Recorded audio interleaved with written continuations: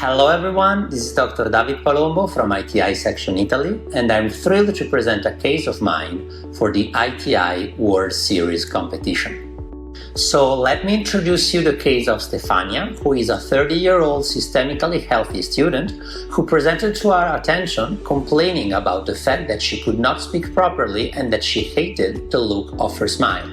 And at the very first look at Stefania's mouth, both in an intra and perioral view, we can immediately appreciate the presence of a severe mucogingival deformity affecting implants 1.1 and 1.2, combined with an unfitting prosthetic restoration with asymmetrical incisal margins.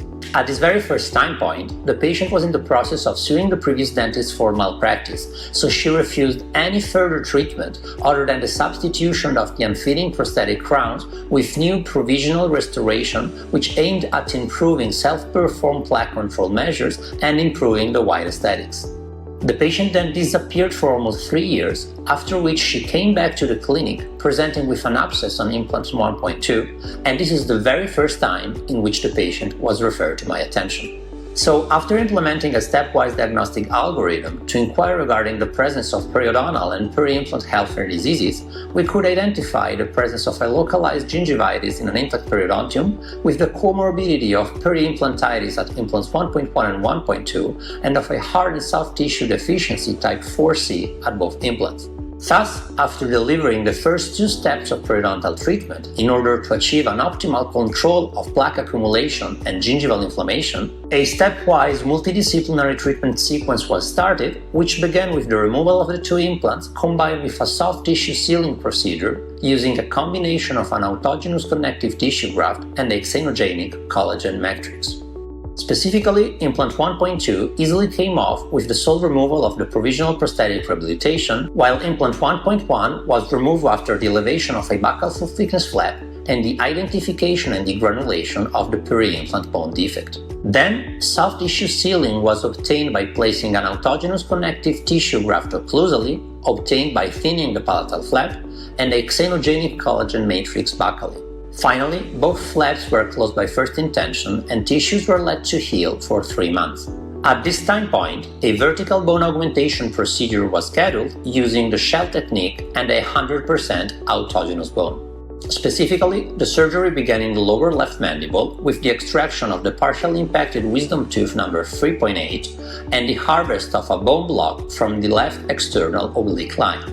The block was then processed extraorally according to the Olsberg school, using a diamond disc and bone scrapers to obtain 2 1 mm thin bone laminae and an adequate amount of autogenous particulated bone. Then we could move to the recipient side, where a vestibular shifted flap design was adopted. The defect was exposed, thoroughly debrided, and then reconstructed with the rigid fixation of an occlusal and a buccal bone laminae and through the filling of the interposed regenerative space with autogenous particulated bone chips.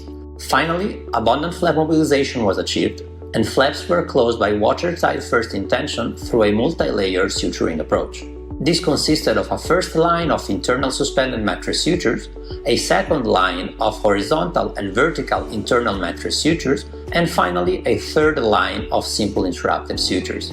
We can see the healing at 14 days, with and without sutures, with the maintenance of the first intention, and the healing at 4 months, when surgical re-entry was performed in order to place an implant in position 1.1 and perform a horizontal bone relining procedure.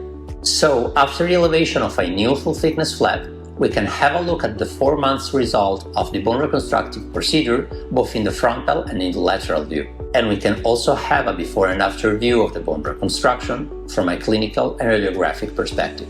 At this time point, a very simple prosthetic stand derived from a digital tooth wax-up is placed in order to orient the preparation of the implant site.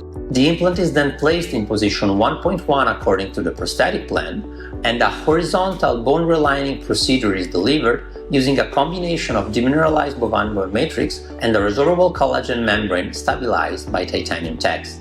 And again, first intention wound closure is achieved by means of adequate flap mobilization and a multi-layer suturing approach. We can see the healing at 14 days both in the buccal and in the occlusal view, with the maintenance of the first intention, and the healing at 4 months when the patient was scheduled for the implant reopening combined with a vestibuloplasty and a free gingival graft. And this is the moment in which I probably made a big strategical mistake. Indeed, you can see how he performed a small occlusal access in keratinized tissue to expose the implant head and place a healing cap, and then he performed a buccal split thickness apically reposition flap in order to reposition the mucogingival line, transposed by the previous reconstructive interventions, to its original position at the bottom of the vestibule. And here comes what probably was a strategical mistake, because on top of the apically repositioned flap, I choose to perform an autogenous free gingival graft composed of connective tissue and epithelium in order to increase both the keratinized tissue width and thickness buccal to my implant. So here you can see the graft presented and sutured to the periosteal bed buccal to my implant, but already at 10 days from the surgery, we can start to detect some early signs of a hyperplastic reaction of the graft, which then becomes clearly visible at the 2 months healing. So at the 2 months time frame, we start the prosthetic phases with the delivery of the implant-supported prosthesis and with the creation of an ovate pontic on the cantilever side 1.2. 1 month down the road, having performed a very initial conditioning of the soft tissues with the provisional restoration, we chose to perform a minor additional soft tissue intervention to treat the hyperplastic reaction of the graft.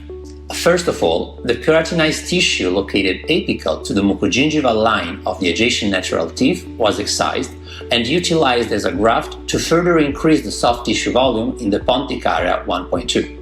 Thus, once the tissue was removed, it was deepithelialized extraorally and folded in a double layer with an internal mattress suture. On top of that, the emergence profile of the provisional restoration was reduced in its critical and subcritical component, and a reduction of the hyperplastic tissue located coronal to the mucogingival line of the adjacent natural teeth was performed through a simple gingitage using a diamond burr. Then a split thickness pouch was created in the pontic site 1.2, and the double-layered connective tissue graft was slided into the pouch using an internal mattress suture. Finally, simple interrupted sutures were placed, the provisional restoration was screwed back in position, and the exposed connective tissue was left to heal by second intention. And here we have the healing 3 months after this last mucogingival intervention, with its updated radiographic recall, and a comparison between the baseline and the current situation, both in the frontal and in the lateral view. So if we move to a final take-home message, based on what I personally learned from this case, I believe this was a great confirmation that bone sets the tone, but the tissue definitely is the issue. So finally, let me thank Dr. Tommaso Mascetti and Mr. Stefano Rota for the great collaboration in the management of this case, and as usual, let me thank my mentors, Professor Matteo Chiapascu, Giovanni Zucchelli, and Mariano Sanz. And of course, thank you very much for your kind attention. I look forward to seeing you in the divisional contest. Goodbye.